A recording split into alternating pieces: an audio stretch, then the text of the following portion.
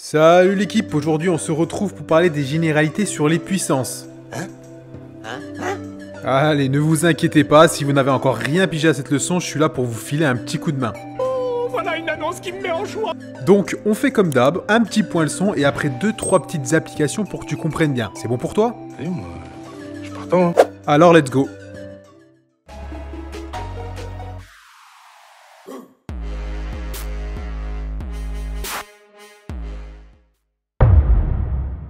Bon, je vais commencer déjà par dire quelque chose que je dis très souvent à mes élèves, que mon père me répétait souvent autrefois. Va te laver les dents, sale crasseux. Non, je déconne.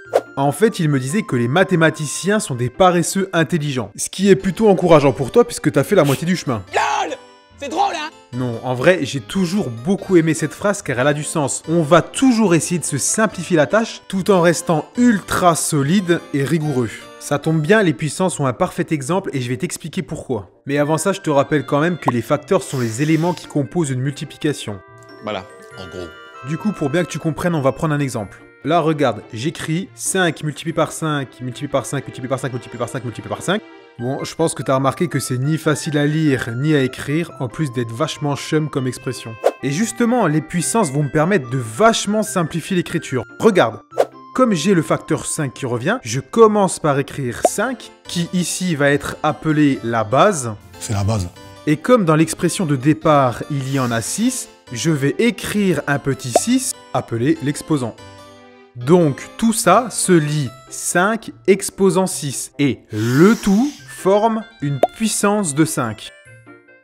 Allez, un autre exemple. Si j'ai 10 multiplié par 10 multiplié par 10, alors le facteur qui revient, c'est 10. Donc, la base est 10. Et comme il revient 3 fois dans l'expression de départ, alors l'exposant est donc 3. On a donc 10 exposant 3 et le tout forme une puissance de 10. Du coup, on peut écrire que 10 multiplié par 10 multiplié par 10 est égal à 10 exposant 3. Ah, j'aime bien. Bon, vu que ça a l'air d'être plutôt bon pour toi, on va faire la même chose avec des nombres négatifs.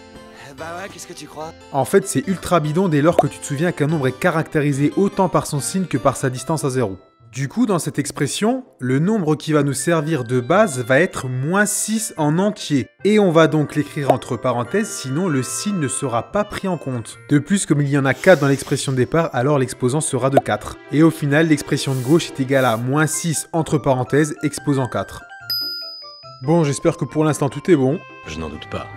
La prochaine étape, c'est à l'inverse de partir avec des expressions genre 2 exposant 3 et de réussir à les calculer. Mais t'inquiète, il n'y a pas franchement de problème. Alors s'il n'y a aucun problème, il n'y a pas de souci. Regarde, l'exposant est 3, du coup ça signifie qu'il y aura 3 facteurs égaux à la base, ce qui donne 2 multiplié par 2 multiplié par 2, ce qui est égal à 8. C'est tout. Ouais, par contre dans le cadre des bases négatives, il ne faudra juste pas oublier les signes dans le calcul. Donc pour résumer, et je suis désolé, je vais être obligé d'utiliser des lettres pour ça, dans le cadre général, si on a A fois A, etc. fois A, de sorte à ce qu'on ait N facteurs égal à A, alors on sait que ça sera égal à A exposant N. Et inversement du coup. Bon allez, après tout ce qu'on vient de voir, on va se faire un petit entraînement, essaye de suivre la cadence, ou mets pause si jamais c'est trop rapide. Allez, prépare-toi et c'est parti.